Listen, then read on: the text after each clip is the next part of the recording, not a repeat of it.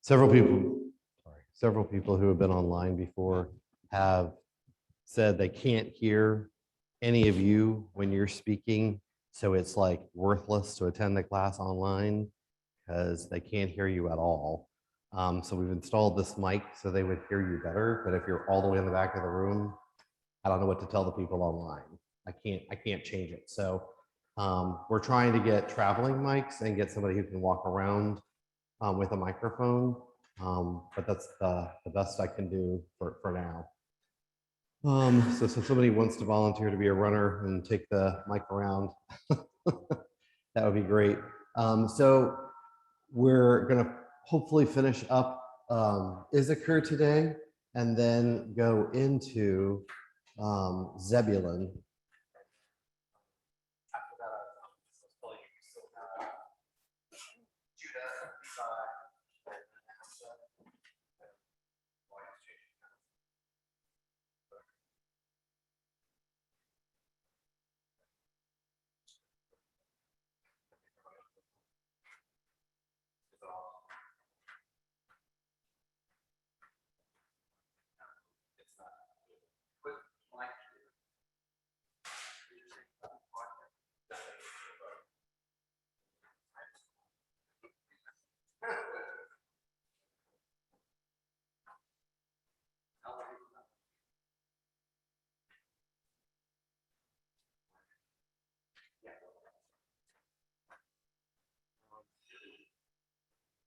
Anyway, so within this, we've talked about some of the salient people who were in the tribe of Issachar. Does anybody remember downstairs? People remember who is in the tribe of Issachar? Yes, Randy. Judge Tola. The Judge Tola, very good, was in it, and he judged for 23 years. And then we also have Abishai Chinway, which we found recently. This is the traveler. Give me a second to get to y'all before we start talking. So I just use this one. Testing.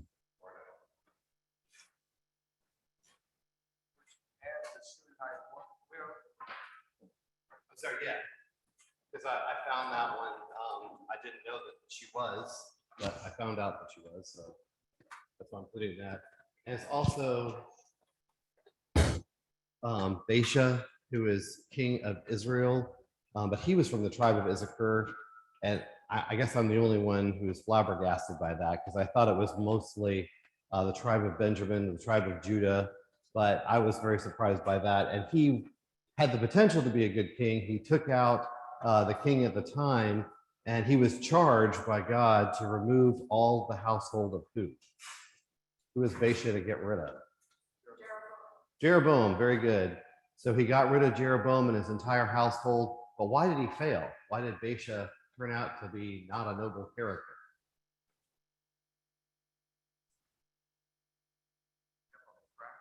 He never did anything about the golden calves in Dan and Bethel, which was the whole problem with King Jeroboam in the first place. So God said about Baasha, he's like, you're going to wind up the same as Jeroboam son of Nebat, and then it gets extended further to King Ahab when he was so wicked. So surprising that there is someone from Issachar that was a king, King Baasha, and Abishag is the other one. So what do you all think about Abishag in the Bible? And there were prayers. Jacob, ready if anybody has a point today. Let me ask this first of all. Does she have any speaking lines? No, she does not. Is she written about pretty extensively for someone with no speaking lines? Yeah, so name some of the people who talked about her. Randy? Solomon talked about her quite extensively. And what was the context that Solomon talked about Bathsheba? Adonijah wanted for his wife. Not Bathsheba, but Abishag. Yeah, exactly. So Adonijah, after he became king, wanted Abishag as his wife. And what was King Solomon's response to his mother doing this bidding for Adonijah?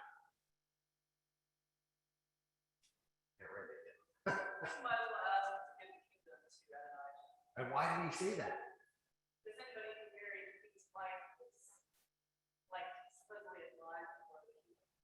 But was she his wife? Okay. Right. So, and that's the funny thing. It's like I read a couple of things online that says, Abishag was married to King David at the age of 12, and I'm like, don't go down these rabbit holes because they lead to bad conclusions. She was never married to him. So why was it so important that Adonijah not be given Abishag? Yes, correct. Take their father's concubine. Right. Against the law. Yeah, so that would have been wrong, and so it's separated. So anyway, it's interesting. So this is where the occurrence is. Does anybody want to read that for me?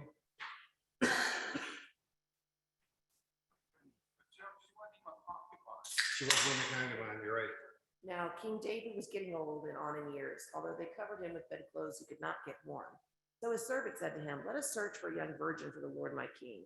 She's to attend the king and be his caregiver. She's to lie by your side so that my lord the king will be warm. They searched for a beautiful girl throughout the territory of Israel, and they found Abishag the Shunammite and brought her to the king. The girl was of unsurpassed beauty, and she became the king's caregiver. She served him, but he was not intimate with her. Excellent. So it states very clearly the king had no relations with her. So she was not technically a wife. She was not technically a concubine. She was a space eater, but I don't know what else to say about it than that. She may have attended him, but there's a lot of fuss made about Abishag for sure from the tribe of Issachar. The next one is when Adonijah comes and tries to trick Bathsheba into giving Bathsheba to him as a wife. Who would like to read this one? And I'll jump at once. Becky's going to read it. Now Adonijah, son of Haggith, came to Bathsheba, Solomon's mother. She asked, do you come peacefully?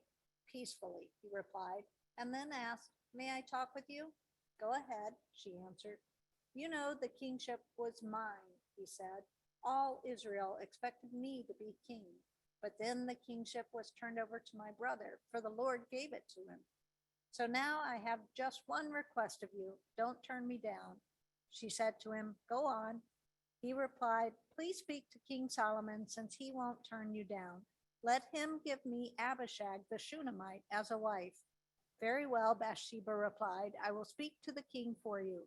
So Bathsheba went to King Solomon to speak to him about Adonijah. The king stood up to greet her, bowed to her, sat down on his throne, and had a throne placed for the king's mother. So she sat down at his right hand.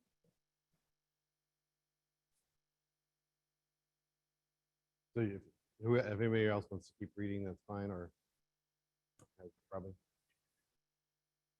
Then she said, I have just one small request of you. Don't turn me down. Go ahead and ask, mother, the king replied, for I won't turn you down. So she said, let Abishag the Shunammite be given to your brother Adonijah as a wife. King Solomon answered his mother, why are you requesting Abishag the Shunammite for Adonijah? Since he is my elder brother, you might as well ask the kingship for him, for Abiathar the priest, and for Joab the son of Zeruiah. Then Solomon took an oath by the Lord, may God punish me and do severely if Adonijah has not made this request at the cost of his life. And now, as the Lord lives, the one who established me, seated me on the throne of my father David, and made me a dynasty as he had promised, I swear Adonijah will be put to death today. Then King Solomon gave the order to Benaniah, son of Jehoiada, who struck down Adonijah, and he died. Great, thank you very much. So, I mean, this is serious stuff. Abishag is being fought over by one of the princes and the king of Israel, all because they want to possess her in some way. And Solomon steps in and trumps his own mother, Bathsheba. Now, this is pretty significant because what did Bathsheba do to help Solomon become king? She was very influential. Randy? Hold on, he's coming. I think she went to Nathan, the prophet.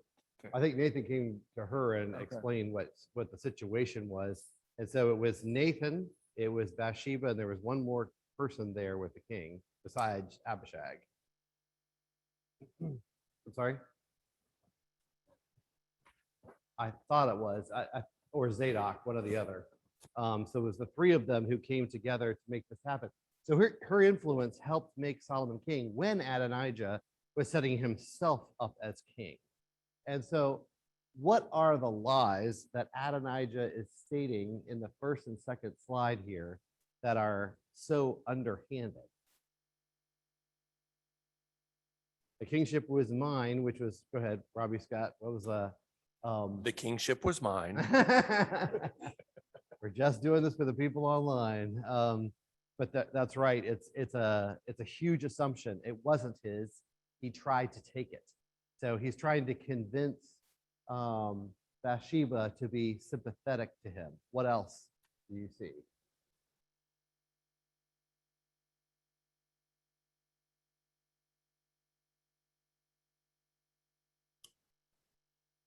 Say it again. He said the Lord gave it to Solomon, which was true. Yeah, that was correct. The other piece of it is he's using her to try to get the influence. It was Bathsheba herself who tried to make sure Solomon became king and not him. So is this a concession for her to do this? Do you think she felt threatened to have to give this request to Adonijah or not? I think she all along, she knew this would put, she's going through it to set him up to be executed, in my opinion. Okay. After reading the story so many times, she knew exactly what she was doing. She was an extremely intelligent and influential woman. Yep. And she saw that she played it well to where Solomon made the decree. She didn't order his execution. She didn't deny him. She made it so he cut his own throat. Yeah, it's fascinating to me. Also, kings and queens of Israel differ from all the others on earth in what way? In the selection of who is queen and who is king. What's different? That's right. The mother of the queen is the king. That's right. The mother of the king serves as the queen. So that's what's going on here. She is actually the queen during this time. And so what you said, Roger, was really astute, that she didn't have to do anything. So let's talk about sanctuary just for a moment, because people, yes. Question. I might have missed this. I was setting up some tables. So what was the position of this woman that was so sought after? So David had died. Was she still in the house of Solomon and serving in some capacity? She must have been in some way. I don't know how, because her job was pretty much over. What was the big deal about this request? Like, because people request wives all the time back then. Hey, let me marry this one, or let me marry that one. So what was the big deal about it? Like, I would ask the whole audience that question, because I have my own ideas. Roger has his hand raised. Well, I think it's similar to Amnon and what he did, that he was just absolutely obsessed with her, that he couldn't think straight until he had her. Right. Not that he would take care of her well, but Amnon, it was almost like insanity to the point that it eventually cost him his life. We have the similar thing here. It cost him his life. He had to have this one woman so bad. And he never gave a good reason other than that she was beautiful. Right. It's not, Very, very good. And so what did he do to try to save himself? And I hope I'm correct in thinking about this, because there's also Joab who did the same thing, I believe. How did he try to save his life after this mess? hold of the horns of the altar. Very good. And there's a place, I think it's either in Leviticus or Exodus, and I thought this, but Solomon knew it too. If you go into a church today to seek asylum, do you have protection from the law? Yeah, you do. Did you have sanctuary if you went into the house of the Lord and hid out. It's actually in, I think it's, I'm sorry, I don't have it with me, but I believe it's either in Exodus or Leviticus. He knew the law very well, Solomon. And it's actually in those books that says, even if a fugitive comes into the temple and tries to seek asylum, you are to slay them.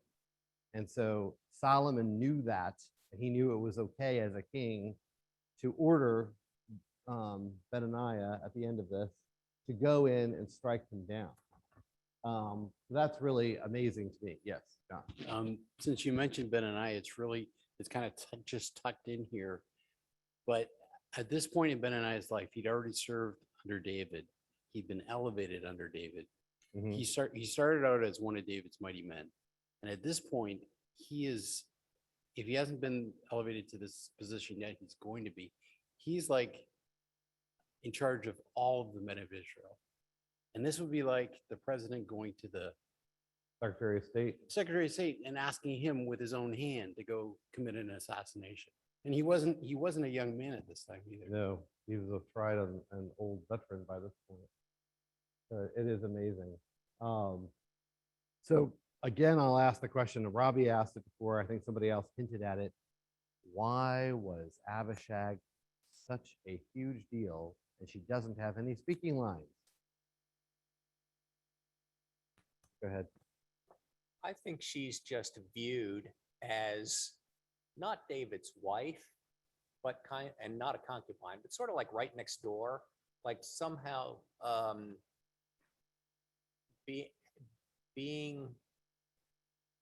having her as your wife is just one more, in addition to being the oldest son, it's one more piece of the puzzle that says I should be king. I don't know how he thought he would ask Bathsheba this question without just being incredibly obvious about it. Yeah. And he wasn't. So He was symbolically, what does she represent? After a king dies, anything that's left from the king is considered what? If Queen Elizabeth II dies, what will anything she touched, anything she owned, how will that change? Like I'll give you a better one. When Diana died, what happened to everything she owned and everything she touched? I'm sorry? An inheritance? Well, it became Assets? super valuable. Oh, Like it's like after an artist dies, what happens to their paintings, Martha? They skyrocket. You know, they go up because the artist is dead. There's not going to be any more paintings by Monet or what have you. There's not going to be any more music by Mozart. So I think it's symbolic of the power that she held, being that close to the king, and now the king is dead. So it's the closest thing to having King David as you could at that time. That's just a thought. So if anybody else has any other thoughts about why she's so valuable, yes, Rebecca. I don't know that you're going to like my thoughts, but I guess like this thing, this possession, because she happens to be so beautiful, she's like sought after like a piece of artwork, like a thing that's sort of passed from whatever person covets her.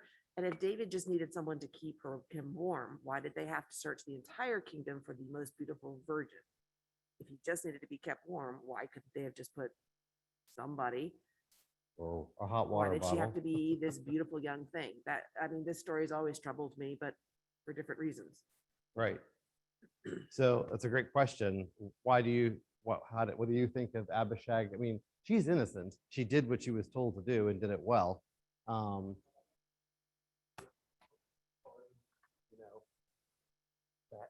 sort of, if she had been with the man, it wouldn't have been as good of a thing for him to be with her. Right. So is she, after David's death, still marriage material according to Jewish law? Yes or no? No? Yes?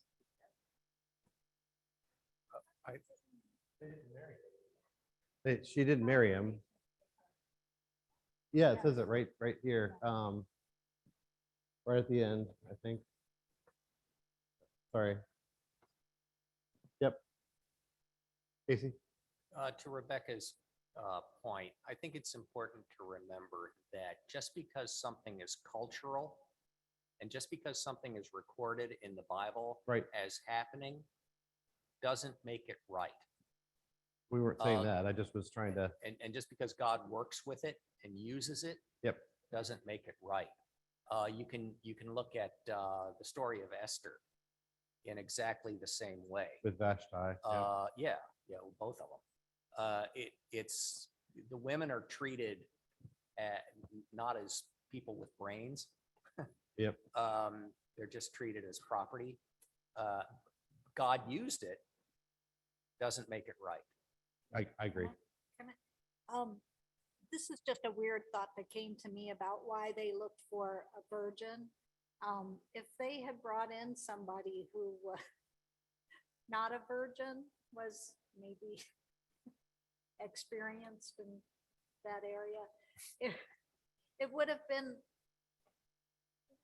more likely, I think, that something might have happened between her and David. And they needed it to, they weren't setting him up for a relationship with somebody. Right. And more than likely now, what do we think we know about King David's medical condition at the time? Yes, but what was that probably caused by? Anybody know? Right. Yeah, they think it was congestive heart failure at the end of his life. Anyway, though, the Song of Solomon, who do they think that is actually between? It's obviously Christ in the church symbolically. Solomon and Abishag. That's what Randy said. Any other commentary on that? No, I mean, there's people who would dispute that pretty heavily, but that seems to be the case. Right. So what's interesting is that you have the whole book of the Song of Solomon between the king and Abishag going on. And it's a beautiful book. And in that, she has many speaking lines.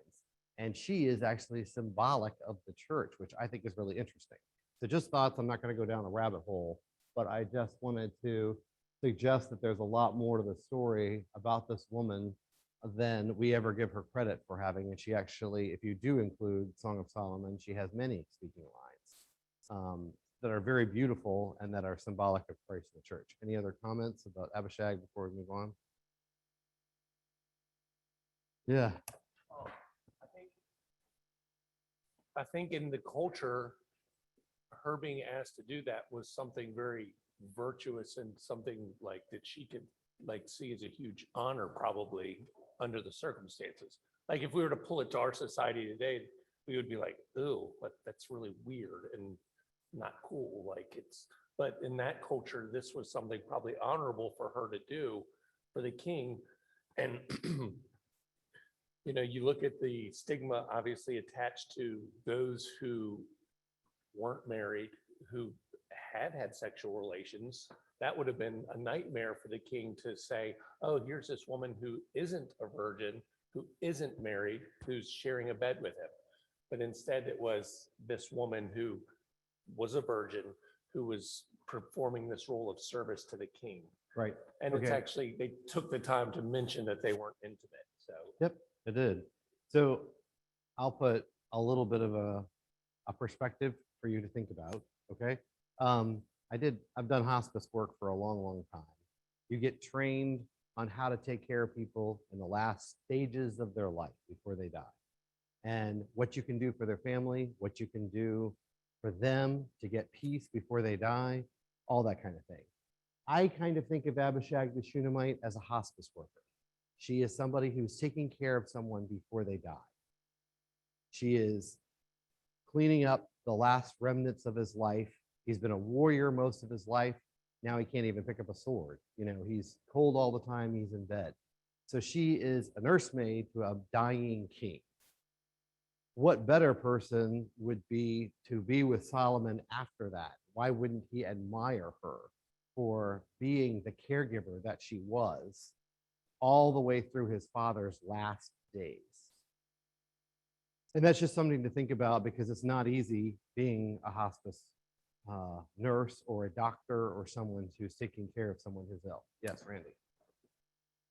I was taking the opposite side of Robbie. I was thinking that she might be giving up her freedom to be a mother, to have children by taking on this position, because she might have been locked into the palace forever, you know. Well, they knew he was not well.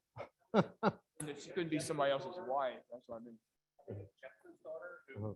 who, bewailed her virginity Right. because she was given over to the service of God, and that story, Mhm. kind of something similar to that. Right. That's why I think Song of Solomon is sort of the wrap up of the two of their lives, Solomon's and Abishag's, which is rather interesting. Any other comments before we move on to Zebulun? Okay, I'll skip a ways because we've done, I think we did all of this. If I didn't cover it, let me know, but.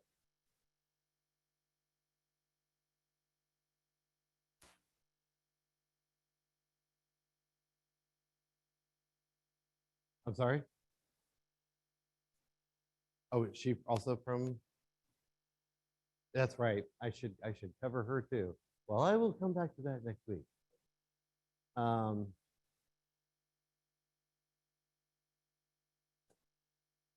This is the tribal lands are mentioned in both places, just so you know. In Ezekiel, here's how they're described. And then I believe they're the same order, but they're all the way to the Euphrates River. And I'm sorry, this is such a grainy map, but it's the only one I could find.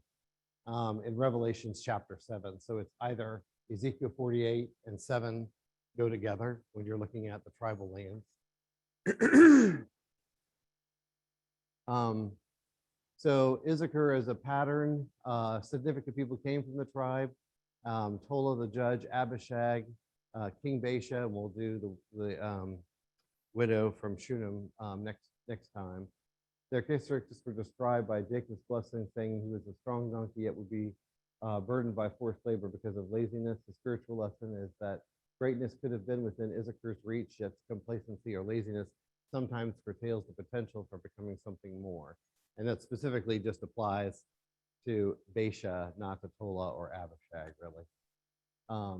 So we're on, do we start Zebulun? I don't believe we had. Okay, so with Zebulun, he is the 10th son to to Jacob. And he was the 6th of Leah, so the last of her children. And he was born following Issachar, and the two tribes were close from the beginning. So the two of them were almost sort of treated like twins in scripture over and over again. It's Issachar and Zebulun that are spoken of together. Throughout scripture, one finds him and Issachar interacting with one another. Traditionally, it has been Issachar studied in scripture and law, whilst Zebulun provided for them through their profitable sea trade enterprises. The two tribes had a symbolic relationship. And to this day, the phrase Issachar and Zebulun are used to denote such situations. So in Genesis 30:19, when Leah conceived again and bore Jacob a 6th son, God has given me a good gift. And Leah said, this time my husband will honor me because I have borne 6 sons for him. And she named him Zebulun. Later, Leah bore a daughter and named her Dinah. So Dinah comes right after Zebulun. Do we have any questions so far or comments? All right. So the tribal banner has ships on it. And this is just a painting that's supposed to indicate that tribe. Can anybody read this and just read the first paragraph? Is it too far away? Martha again, or I'll do Adam and then, or Jessica, then Adam and Martha. Go ahead. Okay. The name has been interpreted as meaning dwelling, habitation, abiding, to reside, or to dwell with. The name comes from the root Hebrew word zaval, which means to enclose, that is, to reside, dwell. Leah was sure Jacob would stay with her now, as opposed to Rachel, whom he had previously kept with. Jacob would be more prone to spend time with his new young infant son, as well as a young Issachar. The name represented Leah's joy over Jacob staying with or residing with her rather than Rachel. So the rivalry still goes on between Leah and Rachel. And once again, she thinks, now Jacob, my husband, will stay with me because I've borne him all these 6 children. Go ahead, Adam, with the second paragraph. Other interpretations exist based on the Hebrew root the name is believed to have been derived from. Some claim the name derives from the Hebrew word, I'm not even going to try to pronounce that, meaning to bestow. Yet another claims the name may stem from the root, the Hebrew zabal, which translates to exalt, honor. Regardless, his birth brought a great deal of joy to his mother, Leah. Great, thank you. And then I think Martha was going to read the last paragraph. Wait, he's coming. Zebulun was the seafaring tribe of Israel, thus often represented by a ship. The name itself appears in ancient documents from Egypt. It appears in the Egyptian execration texts. These texts are 2 lists from the 20th and 19th centuries BC, which describe Pharaoh as seeking to bring magical powers upon his enemies. Interestingly, the name of Job also appears in these texts. This is not an uncommon occurrence. The name Benjamin occurs as the name of a tribe in the ancient Mari texts, and the names of Gad and Dan also appear in these same Mari texts. So oftentimes people say there's no evidence in Egypt that they were even there, but we should actually have enough evidence to show the tribal names were actually mentioned in this passage. So it's very interesting, his order and their presentation to Joseph. Can I have another reader? Connor. We're trying to make you run, so I'm getting people from across the room. The whole thing. Yeah. Great. Of the man, nothing in scripture is mentioned until the names of his children are given. He was absent in name from the Joseph narrative. However, Targum Pseudo-Jonathan claims Joseph presented him first to Pharaoh upon the arrival of the entire family to Egypt. He would have been among those brothers that sought to kill Joseph initially. While living in Canaan with Jacob and his brothers, he bore 3 sons. These sons ventured with him into Egypt and are listed in Genesis 46, verse 14. And the sons of Zebulun, Sered and Elon and Jaleel. Numbers 26, verse 26 sheds further light on his family. The sons of Zebulun, according to their families, of Sered, the family of the Seredites, of Elon, the family of the Elonites, of Jaleel, the family of the Jaleelites. These are the families of the Zebulunites, according to those who were numbered of them, 60,500. Yes, and it's good because this particular tribe increases, I believe, during the time that they were in the wilderness. We'll stop there for today and pick up next week because it's 20 after. I think you guys need to call the kids back up from downstairs. Any other final comments before we conclude? Thank you. Oh, real quick, Martha gave me a wonderful chart. I'm trying to get unhinged from this thing. On the tribe of Zebulun. So got the official scroll. If you'd like to see it, I'll put it up on the page. Look at it. This was actually a study we're doing on Tuesday night.